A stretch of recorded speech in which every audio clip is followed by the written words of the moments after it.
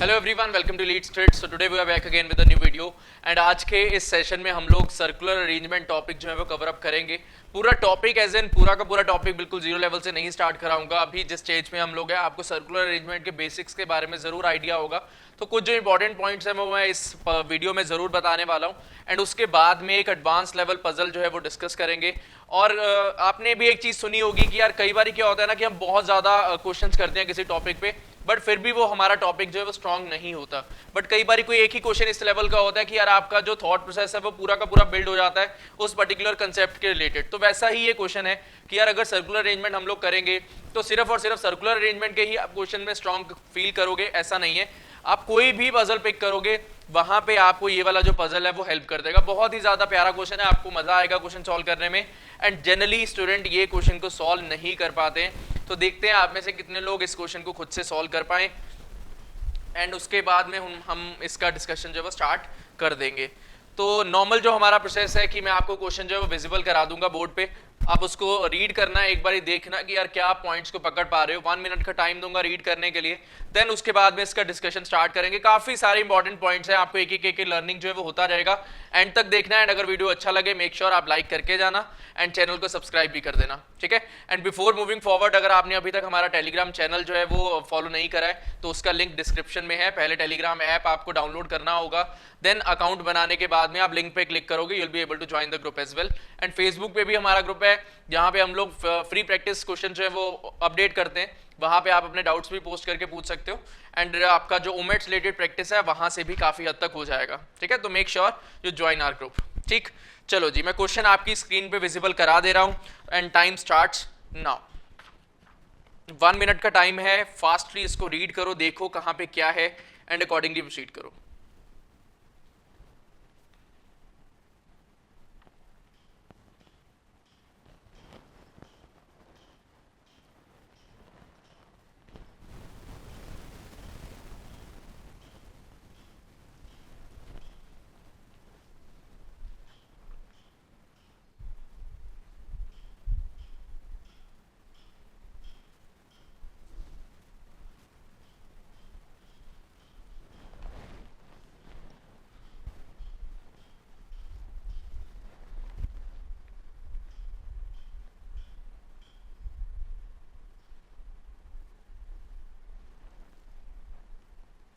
One minute over, 30 seconds का time और दे रहा हूं, 30 सेकेंड्स का और टाइम दे रहा हूं, फटाफट से रीड करो। एग्जाम सिनारियो में भी ऐसे ही रहता है, आपको जो टाइम मिलता है अप्रॉक्सीमेटली एक क्वेश्चन को रीड करके आगे मूव करने का, वो 2 मिनट तक मिलता है मैक्सिमम। कि यार रीड करके आप सोचते हो कि यार मुझे ये सॉल्व करना भी है या नहीं, तो वही चीज़ यहाँ पे भी मैं अप्लाई करवा रहा हूँ।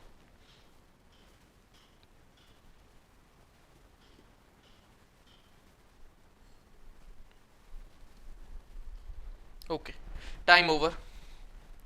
देखते हैं भैया कहाँ क्या है इसमें, कैसे प्रोसीड किया जाए, कौन कौन से पॉइंट्स हैं जिनमें आपका दिमाग जो है वो एकदम से भागना चाहिए, सारी चीज़ों के बारे में भी बात किया जाएगा, ठीक है।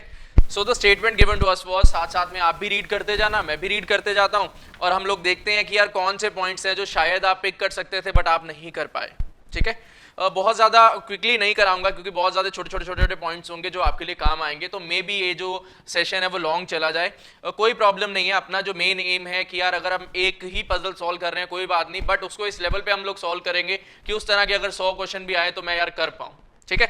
चलो जी स्टार्ट करते हैं। It was given that 8 delegates each with a unique code number from D1 to D8। किसी का D1 होगा, किसी का D2, किसी का D3, किसी का D4 up to D8, okay. Are sitting in 8 equally spaced chairs around a circular table. Circle में बैठे होंगे 8 पर्सन। आई होप 8 पर्सन के लिए सर्कुलर अरेंजमेंट आपको बनाना आता है। The names of the 8 delegates are ABCDRNKNM। उनके नेम्स मुझे गिवन है इन एनी ऑर्डर। जरूरी नहीं है कि भैया D1 जो है वो A ही होगा, D2 B ही होगा, इन एनी ऑर्डर कोई भी पर्सन हो सकता है, ठीक है। Further each delegate speak exactly 1 language among English, Russian, Chinese and German. तो यार 4 लैंग्वेजेस गिवन है, 8 पर्सन गिवन है, वो कह रहा है कि हर एक डेलीगेट जो है वो एक ही लैंग्वेज स्पीक करेगा। एंड उसमें और चीज ये भी गिवन नहीं है कि यार ऐसा जरूरी नहीं है कि 2 ही पर्सन इंग्लिश पे होंगे, 2 रशियन के होंगे, 2 चाइनीज के होंगे, 2 जर्मन के होंगे। मे बी 4 पर्सन इंग्लिश के हों, 2 रशियन के हों, 1 चाइनीज का हो, 1 जर्मन का हो, कुछ भी हो सकता है। उसके बारे में मुझे आगे पता चलेगा, अभी तक कुछ भी गिवन नहीं था उसके रिलेटेड, ठीक है। Then he says that the following information is known about their seating arrangement, their names and the languages that they speak. Okay, first point क्या कहता है, any pair of delegate sitting opposite each other do not speak the same language. चलो एक circle बनाते so that relate कर पाए points को, सारे के सारे जो पॉइंट्स हैं उनको रिलेट करते चले जाएंगे, आगे बढ़ते चले जाएंगे। 1 person 2 3 4 5 6 7 एंड 8। वो क्या कह रहा है फर्स्ट पॉइंट में, any pair of delegate sitting opposite each other do not speak the same language.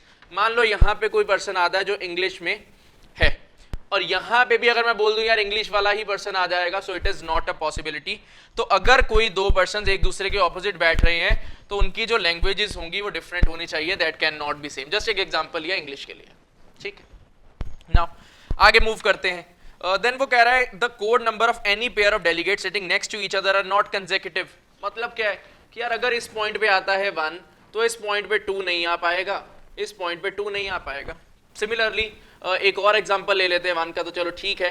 अगर मान लो यार मैं यहाँ पे 2 रखता हूँ, अगर इस पॉइंट पे 2 है तो इस पॉइंट पे 3 नहीं आ सकता, इस पॉइंट पे भी 3 अवेलेबल नहीं हो सकता। सिमिलरली कोई और अगर आप एग्जांपल लेना चाहते हो तो आप अपने आप से ले सकते हो। आई होप आप मोटिव समझ गए हो कि मैं क्या कहना चाहता था, ठीक नाउ। और आगे मूव करते हैं। फर्स्ट पॉइंट ओवर हो गया, मैं समझ चुका हूँ 1 2 3 4 5 6 7 8 एक दूसरे के कंसेक्यूटिव नहीं होंगे, एडजेसेंट नहीं होने चाहिए, और मैं डेलीगेट्स ऑपोजिट होंगे, उनकी लैंग्वेज जो है डिफरेंट होनी चाहिए, वो भी पॉइंट समझ चुका हूँ।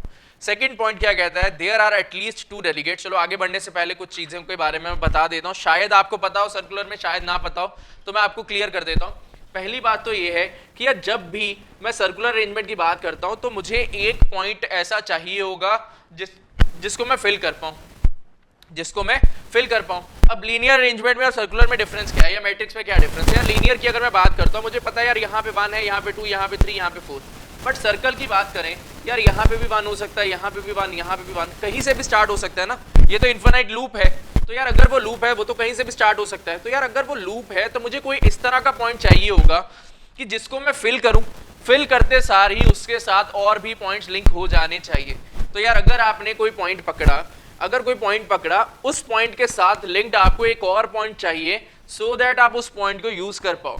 भैया अगर आपने मान लो यहाँ पे आ गया इंग्लिश और यहाँ पे आ गया रशियन, जस्ट एक एग्जांपल ले रहा हूँ, यहाँ पे इंग्लिश आया, यहाँ पे रशियन आया, आपने बिठा दिया, गिवन था इंग्लिश और रशियन के बीच में 1 का गैप है, आपने इंग्लिश यहाँ पे रख दिया, रशियन यहाँ पे रख दिया। मान लो इंग्लिश और रशियन के बारे में कोई और डेटा ही ना हो, तो भाई अगर इंग्लिश और रशियन के बारे में कोई डेटा नहीं है तो इसको स्टार्टिंग में रख के करोगे क्या, खेलना क्या करोगे क्या इनको, भैया अचार थोड़ी डालना है इनका, इंग्लिश भी आ गया रशियन भी आ गया, इसके साथ कोई लिंक ही नहीं है। तो मैं तो वो पॉइंट पकड़ूंगा ना जिसके साथ मैं लिंक बना पाऊं। सबसे पहला पॉइंट तो यही है कि भैया पेयरिंग करना है, एक पॉइंट पकड़ूंगा उसको दूसरे के साथ लिंक, दूसरा पकड़ा तीसरे के साथ लिंक, तीसरा पकड़ा आगे के साथ लिंक, ठीक है। चलो जी, आई होप सर्कुलर के बारे में अगर आपको थोड़ा बहुत आइडिया नहीं था तो अब हो गया होगा। आगे बढ़ते हैं, सेकंड पॉइंट देखो, साथ में पढ़ते जाओ। वो कह रहा है there are at least 2 delegates sitting between any 2 delegates who speak Chinese. तो यार अगर वो चाइनीज की बात कर रहा है, वो कह रहा है चाइनीज में कम से कम 2 पर्सन बैठे होने चाहिए। मान लो मैंने रखा यहाँ पे चाइनीज, एक एग्जांपल ले रहे हैं, यहाँ पे मैंने चाइनीज रखा, क्या इस पॉइंट पे चाइनीज हो सकता है, नहीं, इस पॉइंट पे चाइनीज हो सकता है, नहीं, इस पॉइंट पे चाइनीज हो सकता है, नहीं, इस पॉइंट पे हो सकता है, नहीं हो सकता जी, क्या यहाँ पे हो सकता है, नहीं हो सकता, ऑपोजिट भी नहीं हो सकता। तो चाइनीज के लिए कौन कौन सी पॉसिबिलिटीज आ गई, या तो चाइनीज इस पॉइंट पे आएगा या फिर चाइनीज इस पॉइंट पे आएगा। समझ गए हो कि चाइनीज के लिए लिमिटेशन है, तो ये एक अच्छा पॉइंट होगा मेरे लिए, कहीं ना कहीं काम ये जरूर आएगा। अभी इसको यूज नहीं करते, अभी सब समझा दिया मैंने कि चाइनीज जो है उनके बीच में एटलीस्ट 2 का गैप होना चाहिए। इससे मुझे एक पॉइंट और भी क्लियर हो गया था, इससे एक और पॉइंट भी क्लियर हो गया था कि चाइनीज जो होंगे वो 2 ही होंगे, 3 नहीं हो सकते। रीजन समझो क्यों, यार अगर एक चाइनीज है यहाँ पे, एक चाइनीज है यहाँ पे, मैं तीसरा चाइनीज कहीं पे रख सकता हूँ, तीसरा चाइनीज कहीं पे रख सकता हूँ। वैसे ही चाइनीज को तो नहीं बढ़ाओगे भैया, कोरोना वायरस बढ़ाया पड़ा उन्होंने, तो अभी चाइनीज कम ही रखने का ट्राई करते हैं, तो 2 ही चाइनीज हो सकते हैं। गिवन क्या है, there are at least 2 delegates sitting between any 2 delegates who speak Chinese. तो यार अगर चाइनीज के बारे में पॉइंट दे रहा है मतलब 2 चाइनीज कम से कम होने चाहिए। तो यार अगर यहाँ पे चाइनीज है, यहाँ पे चाइनीज आपने रख दिया, तो थर्ड चाइनीज कहाँ पे रख सकते हो, इन दोनों के बीच में कम से कम 2 का गैप, इन दोनों के बीच में भी कम से कम 2 गैप। तो मतलब अगर आप यहाँ पे चाइनीज रखते हो तो इन दोनों के बीच में 2 का गैप मेंटेन नहीं हुआ ना। तो समझ गए होंगे कि चाइनीज आपके 2 ही आएंगे, 3 या 1 नहीं आ सकते, ठीक है। और मूव करते हैं आगे, पकड़ते जाना, एक एक पॉइंट इंपॉर्टेंट है, दिमाग से स्किप नहीं होना चाहिए। Then he says that there is exactly 1 delegate sitting between M and D2। M और D2 के बीच में एक ही डेलीगेट है। अभी आपके पास डिसीजन लेना पड़ेगा। डिसीजन क्या लेना है आपको कि यार जो मेरे पास एक्स्ट्रा इंफॉर्मेशन है क्या मैं उसको बाद में आके देखना चाहता हूं या फिर मैं अलग से रखना चाहता हूं। दोबारा से पकड़ो, मैं कह रहा हूं आपको दो ऑप्शंस में से एक पिक करना है कि यार आपके पास जो डेटा यहां पे फिल हो सकता है आप उसको फिल करना स्टार्ट कर दो, या फिर जो डेटा आपका यूज नहीं हो पा रहा आप उसको नोट करो, देन आगे बढ़ते चले जाओ कि यार जो यूज नहीं हुआ वो यहां पे रख दिया, जो यूज हो रहा है वो यहां पे रख दिया, देन उसके बाद में जो यूज नहीं हुए उनमें पिक एंड चूज कर लिया जाए। तो ये आपके ऊपर डिपेंड करता है आप कैसे करना चाहते हो। मैं आपको साथ में लिख दे रहा हूं सो दैट आपको बार बार पॉइंट्स पे वापस ना आना पड़े। ठीक है, हमारे पास क्या गिवन है, there is exactly one delegate sitting between M and D2। तो स्पेस आपके लिए क्वेश्चन के लिए रहेगा, m और D2 के बीच में वो कह रहा है एक पर्सन है, तो m और D2 मैंने इस तरह से लिख दिया। ठीक है, m और D2 में एक का स्पेस है तो मैंने ऐसे लिख दिया। अब m और 2 अपनी प्लेसेस को इंटरचेंज भी कर सकते हैं, ऑब्वियसली वो हो सकता है, that is a possibility. Then he says that number of delegates who speak German is more than the number of delegates who speak any other language। तो आप एक चीज तो समझ गए होंगे कि अगर चाइनीज के लिए 2 वैल्यू आया है तो जर्मन के लिए कम से कम 3 वैल्यू होना चाहिए।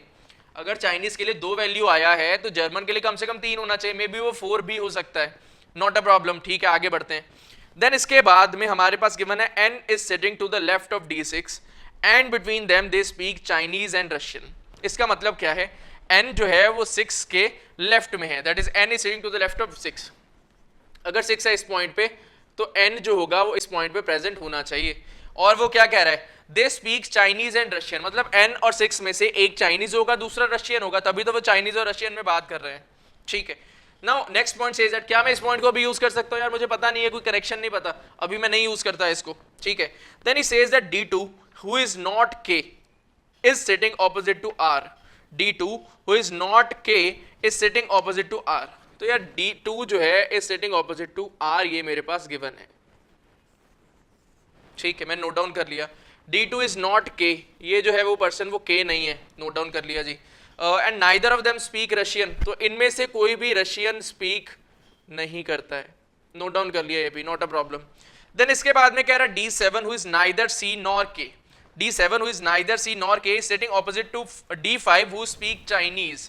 तो यार अपने को एक चीज पता है अभी तक लैंग्वेज के बारे में कि यार चाइनीज 2 ही पर्सन है और यहाँ पे D5 जो है वो एक चाइनीज गिवन है। तो ये मेरे पास एक हेल्पफुल इंफॉर्मेशन है कि यार अभी तक मेरे पास कहीं पे भी कोई भी कनेक्शन हुआ नहीं था। अब कनेक्शन क्या हुआ है कि यार चाइनीज के लिए 2 ही स्पॉट्स आएंगे, या तो ये वाला और ये वाला, या फिर ये और ये, और मेरे पास गिवन क्या है, D5 is a Chinese who is sitting opposite to D7। तो I can use this point right now, समझ रहे हो। अब D5 नहीं लिखना चाहते, it's up to you, D5 की जगह पे डायरेक्टली आप 5 लिख दो, इनसाइड द सर्कल आप 5 लिख दो कि यार यहाँ पे D5 है और D5 स्पीक्स चाइनीज, तो यहाँ पे मैं चाइनीज भी लिख देता हूँ। अभी आप पूरा का पूरा चाइनीज लिखना चाहते हो या कोडिंग करना है वो मैं बता देता हूं कैसे। आप क्या कर सकते हो, एक चीज आपने चाइनीज को लेट इट भी, आपने चाइनीज को लिख दिया x, जब जब भी आपको चाइनीज लिखना होगा आप उसकी जगह पे x लिख दोगे। सिमिलरली अगर आपको रशियन लिखना है आप रशियन को डिनोट कर दो y के साथ में कि यार जब जब मुझे रशियन लिखना होगा मैं y लिख दूंगा। तो इससे आपको बेनिफिट क्या है, आपको हर बारी चाइना रशिया ये सब लिखने की जरूरत नहीं पड़ेगी। तो ये आपके ऊपर है, जो भी आप जुगाड़ करना चाहते हो वो किया जा सकता है। अपने दिमाग में रखो यार हाँ ये भी पॉसिबिलिटीज हैं, अपना टाइम सेव करना है हमारे लिए इंपॉर्टेंट है, हम लोग ऐसा ही करेंगे। ठीक है, now he says that D7 is sitting opposite to D5। तो यार इस पॉइंट पे D7 है। ठीक है, D7 है इस पॉइंट पे। D7 who is neither C nor K, ये जो है वो C भी नहीं है और K भी नहीं है। ठीक है, नोट डाउन कर लिया जी। D7 who is neither C nor K is sitting opposite to D5 who is Chinese. तो मुझे पता है यार चाइनीज इस पॉइंट पे है तो दूसरा चाइनीज या तो इस पॉइंट पे होगा या तो इस पॉइंट पे होगा। ठीक है, दूसरा चाइनीज दोनों में से एक जगह पे होना चाहिए। आगे मूव करते हैं। Then he says that C who speaks Russian is sitting opposite to B। C is opposite to B, C speaks Russian, ये मेरे पास गिवन है। Then he says that while M is sitting adjacent to D3।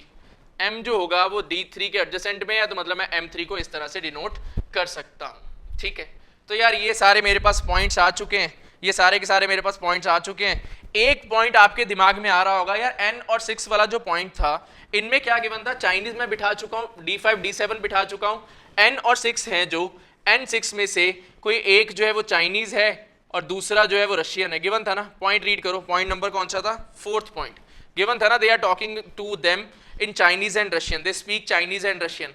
तो यार Chinese and Russian है तो यार यहाँ पे मुझे पता चल गया या तो n चाइनीज होना चाहिए या 6 चाइनीज होना चाहिए, या n चाइनीज होना चाहिए या 6 चाइनीज होना चाहिए। खुद से सोचो, क्या ये वाला पर्सन 6 हो सकता है? क्या ये वाला पर्सन 6 हो सकता है? खुद से सोचो यार, ये वाला पर्सन तो ऑलरेडी 5 है, D5 है, तो यार ये D6 तो हो नहीं सकता।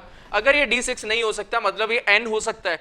बट अगर इस पॉइंट पे मैंने n रखा, खुद से सोचना, अगर मैंने इस पॉइंट पे n रखा, 6 के लेफ्ट में n है, मैं अज्यूम कर रहा हूं they all are facing inside the circle. I hope ये पॉइंट पकड़ पाए थे स्टार्टिंग में कि n जो है वो 6 के लेफ्ट में, मतलब इस पॉइंट पे 6 होना चाहिए। क्या ये पॉसिबल है?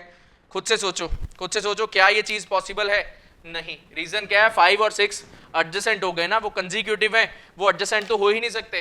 तो भैया ये तो गलत चीज है, ये नहीं कर सकते हम लोग, इसको हमें खत्म करना पड़ेगा। ठीक है, और आगे बढ़ते हैं। यार अगर 5 जो है वो ना ही n है ना ही 6 है, मतलब या तो इस पॉइंट पे n और 6 आना चाहिए या फिर इस पॉइंट पे n और 6 आना चाहिए। ठीक है, अभी देखो कि यार यहाँ पे ऑलरेडी 7 है, तो क्या इस पॉइंट पे 6 आ पाएगा? नहीं आ पाएगा जी। क्या इस पॉइंट पे 6 आ पाएगा? नहीं आ पाएगा। तो मुझे इससे क्या पता चला कि यार 6 या तो इस पॉइंट पे होगा या फिर 6 इस पॉइंट पे होगा। बट अगर मैंने 6 को रखा इस पॉइंट पे, they all are facing inside the circle, तो n जो रहेगा 6 के लेफ्ट में n है, मतलब इस पॉइंट पे n हो जाएगा।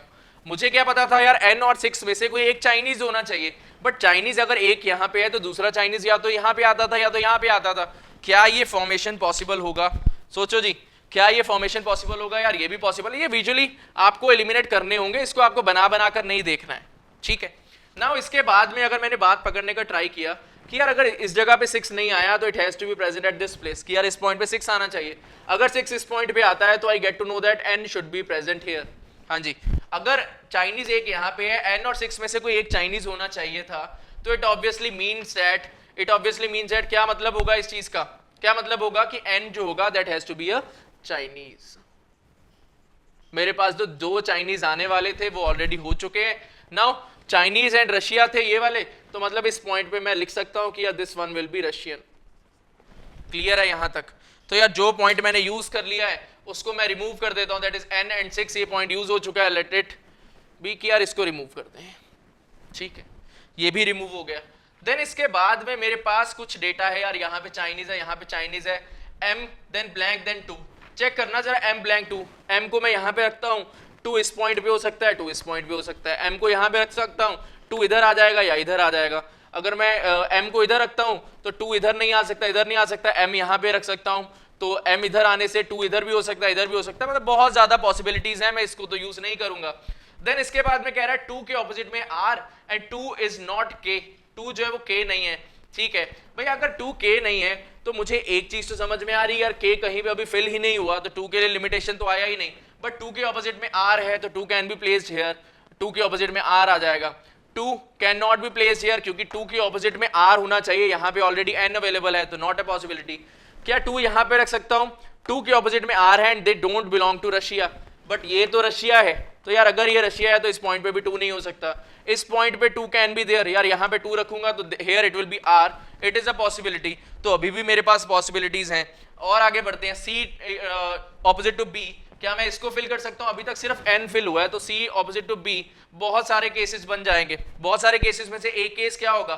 मे बी c रशिया ये वाला हो, मे बी c रशिया ये वाला हो, मे बी कहीं और हो, मुझे नहीं पता ना, कहीं पे भी हो सकता है, कहीं पे भी नहीं हो सकता ना।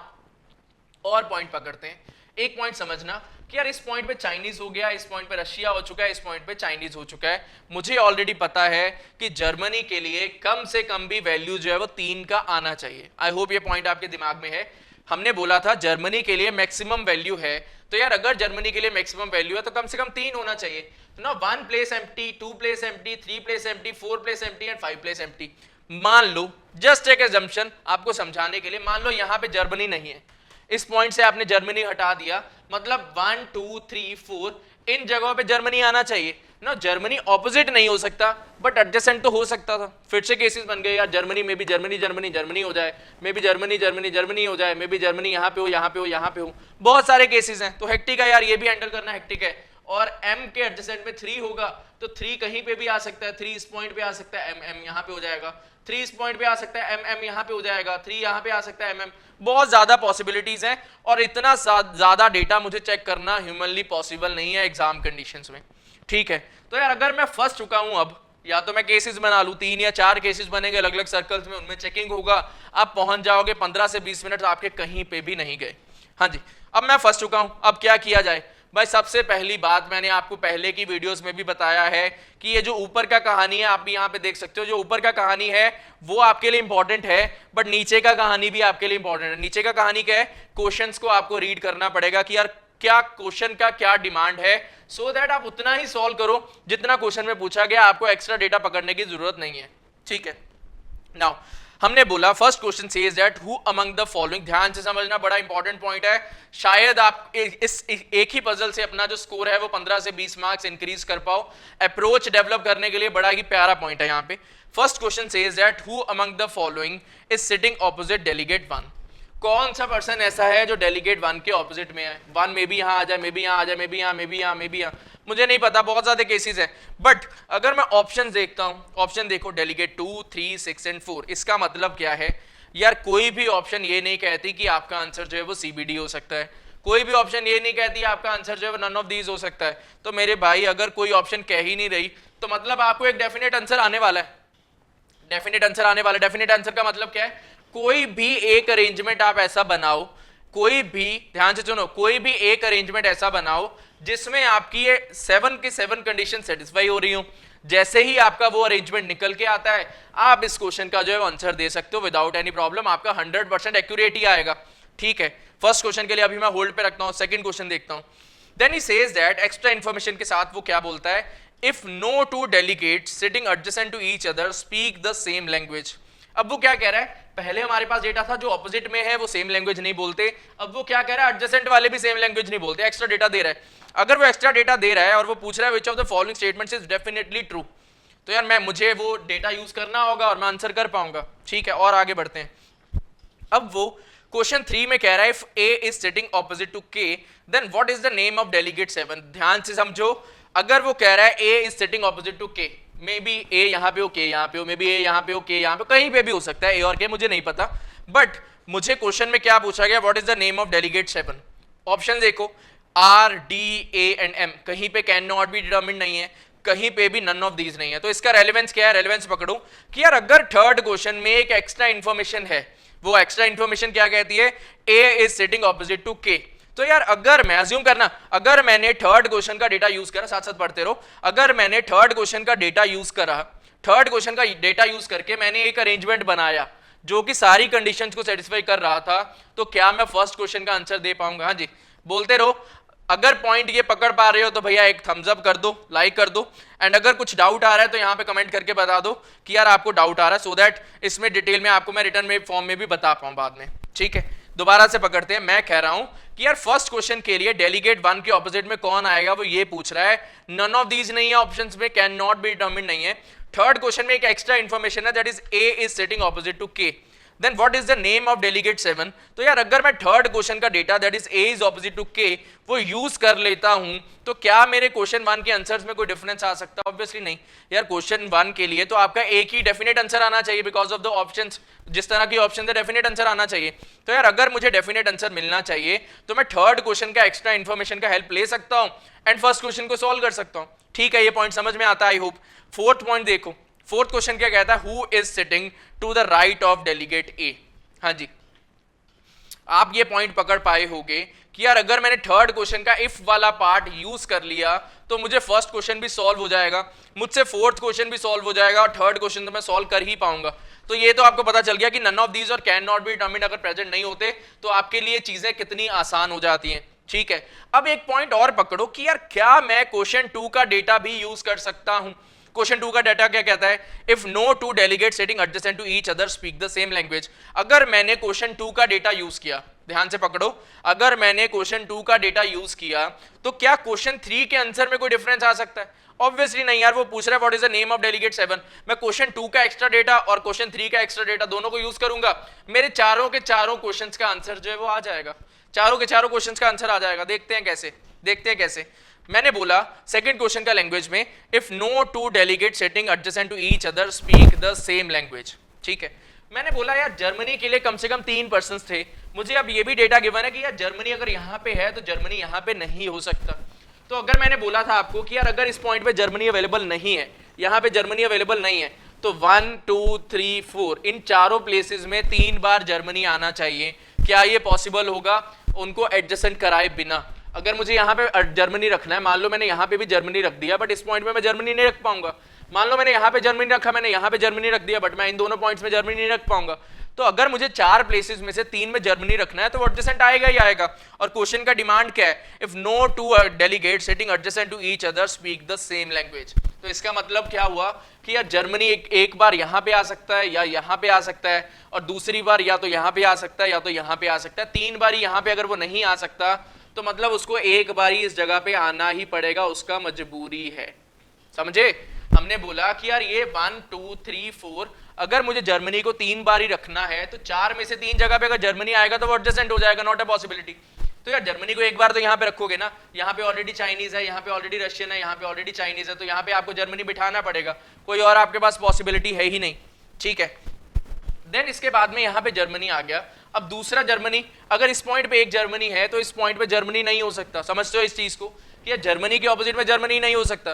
तो अगर यहाँ पे जर्मनी है तो यहाँ पे जर्मनी नहीं होना चाहिए। नौ जगह कौन सी बची? एक जगह ये बची, एक ये बची, एक ये बची। हाँ जी, अगर 3 जगह बची हैं, मुझे 2 जगह पे जर्मनी रखना है, क्या मैं इन दोनों पे जर्मनी रख पाऊंगा? समझो, क्या मैं इन दोनों पे जर्मनी रख पाऊंगा? नहीं, मुझे एडजेसेंट तो चाहिए ही नहीं। तो यार अगर एडजेसेंट नहीं चाहिए तो मतलब एक जर्मनी मुझे इस पॉइंट पे बिठाना ही पड़ेगा, मेरी मजबूरी है। समझे ये चीज?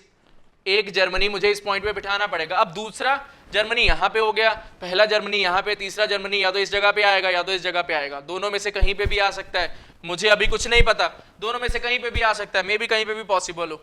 ठीक है, और मेरे पास रशियन ये है, रशियन मेरे पास ये अवेलेबल है। अब रशियन अगर यहाँ पे है तो इस पॉइंट पे तो रशियन नहीं हो सकता। मे बी रशियन अगर इस पॉइंट पे नहीं है, रशियन इस पॉइंट पे ऑलरेडी है, इस पॉइंट पे वो अवेलेबल नहीं है, मतलब Russian can be present here, Russian can be present here. मुझे नहीं पता, अभी आगे का डेटा पता ही नहीं है। और आगे बढ़ते हैं कि यार कोई पॉइंट अभी यूज हो सकता है 2 opposite to R, C opposite to B, M 3 के एडजेसेंट में, अभी तक वो भी पॉइंट यूज नहीं हो पा रहे। तो यार अगर वो पॉइंट्स यूज नहीं हो पा रहे, मुझे ये भी डेटा गिवन है ए सेटिंग ऑपोजिट टू के, तो ये वाला डेटा भी मैं यूज करने का ट्राई करने वाला हूं। अब हमने बोला कि यार ठीक है, यहां तक पहुंच गए, मुझे प्रॉब्लम आ रहा है, मैं अभी भी बहुत ज्यादा प्रोसीड नहीं कर पाया। जर्मनी बचा है एक, कम से कम एक जर्मनी और आना चाहिए, कम से कम एक इंग्लिश और आना चाहिए। रशिया में भी 2 आ जाए, मतलब एक आ चुका है ऑलरेडी, मे बी एक और आ जाए, या फिर 2 इंग्लिश भी आ सकते हैं, दैट इज ऑल्सो पॉसिबिलिटी। तो अगर 2 इंग्लिश आने होंगे, यहाँ पे एक इंग्लिश आ जाएगा, यहाँ पे एक इंग्लिश आ जाएगा। अगर 2 रशियन आने होंगे, मे बी एक रशियन यहाँ पे आ जाए, एक रशियन यहाँ पे आ जाए, एक इंग्लिश यहाँ पे आ जाए, यहाँ पे जर्मनी आ जाए। So different possibilities are there. तो यार मैं यहाँ पे आके फिर से स्ट्रक हो गया। अगर मैं इस पॉइंट पे आके स्ट्रक हो चुका हूँ तो मेरे पास क्या अल्टरनेटिव बचता है कि यार मेरे पास एक ही अल्टरनेटिव बचता है कि कोई एक्स्ट्रा इंफॉर्मेशन मैं बिठाने का ट्राई करूं जिससे मेरा कोई एक अरेंजमेंट सेटिस्फाई हो जाए, एंड अकॉर्डिंगली मैं अपने आंसर्स को करने का ट्राई करता हूं। देखते हैं, मान लो मैंने 2 ऑपोजिट टू आर वाला पॉइंट पकड़ा, यहाँ पे 7 हो चुका है, यहाँ पे 6, यहाँ पे 5, और सी ऑपोजिट टू बी वाला पॉइंट क्या पकड़ना बेटर रहेगा, या 2 ऑपोजिट टू आर वाला पॉइंट पकड़ना बेटर रहेगा? कि यार अगर सी ऑपोजिट टू बी पकड़ा तो यार मे बी यहाँ पे सी जो है वो ये वाला रशियन हो, मे बी ये वाला रशियन सी हो, मे बी सी जो है और किस पॉइंट पे हो सकता है, मे बी सी इस पॉइंट पे हो तो इस पॉइंट पे बी आ जाएगा, that is also a possibility. Similarly अगर मैंने सी को इस पॉइंट पे पकड़ा, सी के ऑपोजिट में बी आ जाएगा, that is not a possibility. तो आपके पास पॉसिबिलिटी बचता क्या है? क्या बचता है कि यार मे बी आपका सी ये वाला हो, मे बी आपका सी ये वाला हो, तो बी आपका ये आ जाएगा। और क्या पॉसिबिलिटी है? आपका सी यहाँ पे हो और आपका बी जो है वो इस पॉइंट पे आ जाएगा। तो मल्टीपल पॉसिबिलिटीज हैं, आप पकड़ सकते हो कोई भी पॉसिबिलिटी। मान लो हमने कोई एक पॉसिबिलिटी पकड़ लिया बनाने के लिए, that is C is present here. आप 2 ऑपोजिट टू आर भी पकड़ सकते हो कि यार इस पॉइंट पे आपने आर रख लिया या 2 रख लिया, इसके ऑपोजिट में आर, कोई भी एक पॉसिबिलिटी बनाने का ट्राई कर रहे हैं। मान लो मैंने यहाँ पे सी रखा, सी को मैं यहाँ पे ब्लॉक कर दे रहा हूँ, एन यहाँ पे ब्लॉक्ड है, पता चल जाए कौन कौन से अल्फाबेट्स फिल हो चुके हैं। सी है, सी के ऑपोजिट में मेरे पास है बी, ठीक है, इस पॉइंट पे है मेरे पास बी, ये फिल हो गया। अगर ये फिल होता है तो इससे क्या मुझे और कोई बेनिफिट हुआ कि यार अगर मैंने इस पॉइंट पे सी रख दिया, यहाँ पे बी रख दिया, सी मेरा रशियन है और कोई पॉइंट बी के साथ लिंक्ड नहीं है, सी के साथ भी कोई और पॉइंट लिंक्ड नहीं है। अब बताओ यार क्या इसको पकड़ना ज्यादा बेटर था या 2 और आर को पकड़ना ज्यादा बेटर था? खुद से समझ पा रहे होगे कि यार अगर मैं 2 और आर को पकड़ता तो 2 के साथ लिंक्ड एक एम वाला पॉइंट भी है, 2 के साथ लिंक्ड एक एम वाला पॉइंट भी है, तो मैं उसको यूज कर सकता था। बट अभी तो मुझे हेल्प हुआ ही नहीं, मैंने सी और बी वाला पॉइंट पकड़ा, मुझे कोई ज्यादा कुछ बेनिफिट हुआ नहीं। तो मेरे लिए बेटर पॉइंट कौन सा रहता है हर बारी? जहां पे कुछ और चीजें लिंक हो रही होती हैं। यहाँ पे कुछ भी लिंक हो नहीं रहा तो भैया मैं इस पॉइंट को यूज करने का ट्राई नहीं करूंगा। I hope this thing is clear to everyone. समझ में आया होगा कि यार मैं अगर सी और बी ऑपोजिट है एक दूसरे के, सी और बी को कहीं पे रखने का ट्राई करता हूं तो मेरा एम तो यही रहेगा ना यार, कुछ और भी लिंक होना चाहिए। अगर मेरा कोई और लिंक कहीं पे है ही नहीं तो मैं उसको यूज करने का ट्राई अपना बिल्कुल भी नहीं करूंगा। समझ में आया? मान लो मैंने 2 ऑपोजिट टू आर वाला पॉइंट पकड़ा, मान लो इस पॉइंट पे मैंने 2 रख दिया, मान लेते हैं हमने यहाँ पे 2 रखा, अगर इस पॉइंट पे 2 रखा तो ऑटोमेटिकली इस पॉइंट पे आर मुझे मिल जाएगा। ठीक है यार, अगर इस पॉइंट पे 2 है, 2 और m के बीच में 1 का गैप है, यहाँ पे ऑलरेडी n है, तो कैन आई से दैट इस पॉइंट पे मेरा m आएगा, कैन आई से दैट इस पॉइंट पे मेरा m आना चाहिए, fine, not a problem for me. अगर इस पॉइंट पे m आ चुका है, m के एडजेसेंट में 3 भी है, यार अगर m के एडजेसेंट में 3 है तो 3 शुड बी प्रेजेंट हियर। यहां तक तो फिलिंग हो गया। अगर यहां तक फिलिंग हुआ, मुझे ऑलरेडी पता है 3 के एडजेसेंट में 4 नहीं आ सकता, 3 के एडजेसेंट में 4 नहीं आ सकता, तो 4 आएगा कहां पे? 4 आना चाहिए इस जगह पे। ठीक है, अगर यहाँ पे 3, 4, 5 आ चुके हैं, 5 के एडजेसेंट में 6 नहीं था, 7 के एडजेसेंट में 8 नहीं था, तो यार अगर 7 के एडजेसेंट में 8 नहीं है तो 8 should be present here, and मेरे पास कौन बचा? 1 बचा, तो 1 मैंने यहाँ पे रख दिया। तो अभी तक तो सारी कंडीशन सेटिस्फाई हो रही है, अभी तक तो सारी कंडीशन सेटिस्फाई हो रही है, कोई भी प्रॉब्लम नहीं है। जो जो पॉइंट मैं यूज कर चुका हूं वो मैं नोट डाउन कर लेता हूं कि 2 जो है वो k नहीं है, इस पॉइंट पे k नहीं होना चाहिए। ठीक है, और 2 ऑपोजिट टू r है, r will not be a Russian. ठीक है, ये वाला पॉइंट भी नोट डाउन कर लेते हैं कि r जो है वो रशियन नहीं है। अगर r आपका रशियन नहीं है भैया, अगर r रशियन नहीं है, इसकी इस जगह पे भी रशियन नहीं आ सकता, इस जगह की बात कर रहा हूं, इस जगह पे भी रशियन आपका नहीं अवेलेबल हो सकता, तो Russian can be present here, there is a possibility till now, यहां पे हो सकता है। ठीक है, अगर मैं यूज कर चुका m और 2 वाला पॉइंट तो उसको इरेज कर दें, m एंड 2 वाला पॉइंट ऑलरेडी यूज्ड, तो इसको इरेज कर देते हैं, खत्म कर देते हैं इसको। आप कट कर दोगे, ऑब्वियसली आपके ऑप्शन रहेगा कि आप कट कर सकते हो। ठीक है जी, और a ऑपोजिट टू k वाला पॉइंट अभी बचा हुआ है, c ऑपोजिट टू b वाला पॉइंट अभी पेंडिंग है, इसको यूज करना मुझे पड़ेगा कि यार n, r और m यहाँ पे ऑलरेडी आ चुके हैं, c जो है एक रशियन है। ठीक है यार, अगर इस पॉइंट पे रशियन नहीं हो सकता, इस पॉइंट पे रशियन नहीं हो सकता, यहां पे अगर रशियन होगा भी तो क्या सी रशियन बनेगा? अगर इस पॉइंट पे रशियन नहीं है, इस पॉइंट पे भी रशियन नहीं है, तो यहां पे अगर रशियन होगा भी तो क्या वो सी रशियन होगा? नहीं ना। तो मुझे क्या पता चला यार, अगर सी रशियन आना है तो सी रशियन इसी पॉइंट पे रहेगा, एंड अगर सी इस पॉइंट पे है तो automatically C opposite to B इस पॉइंट पे आ जाएगा। I hope this thing is clear to everyone कि C के ऑपोजिट में B है, C इज अ रशियन, तो C मैंने यहाँ पे फिल कर दिया, not a problem, it is getting satisfied. ठीक है, और आगे मूव करते हैं यार, CB भी मेरे पास फिल हो चुका है, C इज अ रशियन, वो भी फिल हो चुका है, तो इसको रिमूव कर सकते हैं, रिमूव कर दिया जी। M एंड 3 एडजेसेंट है, ये भी हम यूज कर चुके हैं। 2 ऑपोजिट टू R अभी तक हम यूज कर चुके हैं, ये भी यूज कर चुके हैं, K नहीं होगा, यूज कर चुके हैं, R रशियन नहीं होगा, ये भी यूज कर चुके हैं, तो इसको भी मैं रिमूव कर दे रहा हूं। हाँ जी, अब ध्यान से देखो कि यार A ऑपोजिट टू K वाला एक मेरे पास पॉइंट था, मुझे ऑलरेडी पता है इस जगह पे C और K नहीं हो सकते, A ऑपोजिट टू K है, तो यार अगर मुझे A ऑपोजिट टू K कराने हैं तो मतलब मुझे डायगोनल को बीट कराना पड़ेगा, मुझे एक डायमीटर बनाना पड़ेगा कि यार या तो यहाँ पे बने या यहाँ पे बने या यहाँ पे बने या ऊपर से बने, कहीं से भी बनना चाहिए, बट डायमीटर में दोनों जगह कौन सी एम्प्टी है? यहाँ पे दोनों जगह एम्प्टी नहीं है, यहाँ पे एम्प्टी नहीं है, यहाँ पे एम्प्टी नहीं है, तो सिर्फ यही दोनों जगह बची जो एम्प्टी है। अब क्वेश्चन में क्या कह रहा था? A is opposite to K, यहाँ पे K नहीं है, मतलब इस पॉइंट पे मुझे A रखना पड़ेगा, एंड इस पॉइंट पे मुझे K रखना पड़ेगा। समझ में आया होगा, यहाँ पे A हो गया, नीचे मेरे पास K हो गया, नॉट अ प्रॉब्लम। ठीक है, और मेरे पास बचा कौन है? A हो चुका, B हो चुका है, C हो चुका है, D बचा है, तो D should be present here. ठीक है, तो यार ये मेरा एक अरेंजमेंट बना जो कि सारे के सारे पॉइंट्स को सेटिस्फाई कर रहा है। अब आपकी गेम घूमती है कि चलो आ जाओ फर्स्ट क्वेश्चन का आंसर दो। Who among the following is sitting opposite delegate 1? Delegate 1 के ऑपोजिट में कौन है? डेलीगेट 2, तो आपका ऑप्शन कौन सा बन गया? A option will be your answer. Second question पे बाद में आते हैं, थर्ड क्वेश्चन देखते हैं पहले। वो कह रहा है if A is sitting opposite to K, मैंने ऑलरेडी ए को के ऑपोजिट कराया, वो पूछ रहा है what is the name of delegate 7। Delegate 7 का नेम आप क्या फाइंड आउट कर पा रहे हो? यार उसका नेम है ए, तो आपको ऑप्शन सी जो है वो आंसर बन जाएगा इसके लिए। देन इसके बाद में, अगर इसके बाद में मैं मूव करने का ट्राई करता हूँ, who is sitting to the right of delegate 8? 8 के राइट में कौन बैठा है? 8 के राइट में बैठा है बी। तो यार अगर मेरे पास बी ऑप्शन की बात करी जाए तो वहां पे बी की ही बात हो रही है, तो मेरा इसका भी आंसर आ गया। अब वापस आओ क्वेश्चन 2 के ऊपर। क्वेश्चन 2 का डिमांड क्या है? If no two delegate sitting adjacent to each other speak the same language, मैं ऑलरेडी उस डेटा को यूज कर चुका था। Then which of the following statements is definitely true? Delegate 2 and 3 speak different languages. ठीक है, अब इस चीज को पकड़ने का ट्राई करते हैं। वो कह रहा है delegate 2 and 3 speak different languages. क्या ऐसा जरूरी है कि यार दोनों के दोनों जो है डिफरेंट लैंग्वेजेस जो है बोलेंगे? मे बी यहाँ पे जर्मनी है, यहाँ पे भी जर्मनी हो सकता है, नॉट अ प्रॉब्लम। यार अगर यहाँ पे जर्मनी है, यहाँ पे इंग्लिश और यहाँ पे इंग्लिश हो सकता है, नॉट अ प्रॉब्लम। तो फर्स्ट तो मेरा ऑप्शन नहीं होगा answer. Then similarly second option says that delegate 1 and m, 1 कहां पे, 1 एंड m, इन दोनों के बारे में बात कर रहा है। स्पीक डिफरेंट लैंग्वेजेस, जरूरी नहीं है ना, मैंने अभी बताया यहाँ पे इंग्लिश हो सकता है, यहाँ पे भी इंग्लिश हो सकता है, so it will not be my answer.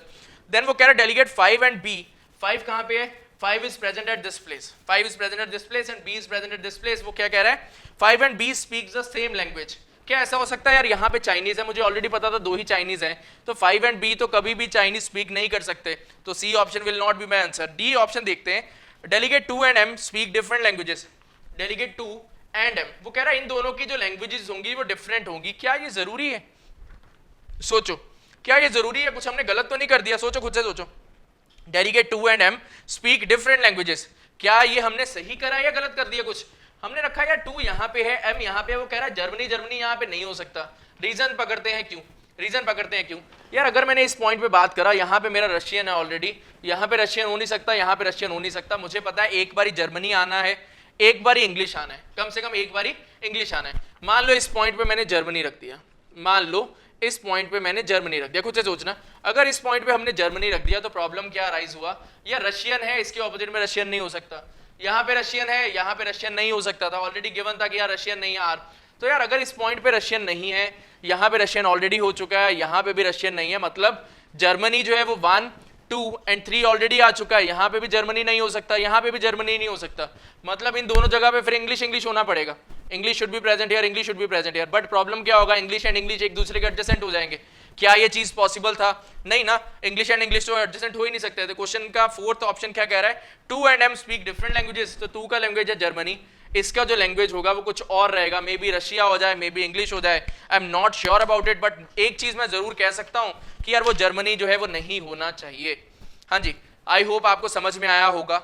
लेंदी है, जरूर लेंदी है, 6-7 केसेस शायद आपके बने चेकिंग करने के बाद में, और उनको एलिमिनेट करना बहुत ज्यादा हेक्टिक टास्क है, बट आपके माइंड में एक चीज रहना चाहिए यार, मुझे कोई एक केस बनाना है, जैसे ही मेरा एक केस बनेगा मेरी कहानी बैठ जाएगी, और उस एक केस को बनाने के लिए आप जो आपका एक्स्ट्रा डेटा है सेकंड क्वेश्चन में और थर्ड क्वेश्चन में उसको ऑब्वियसली यूज कर सकते थे।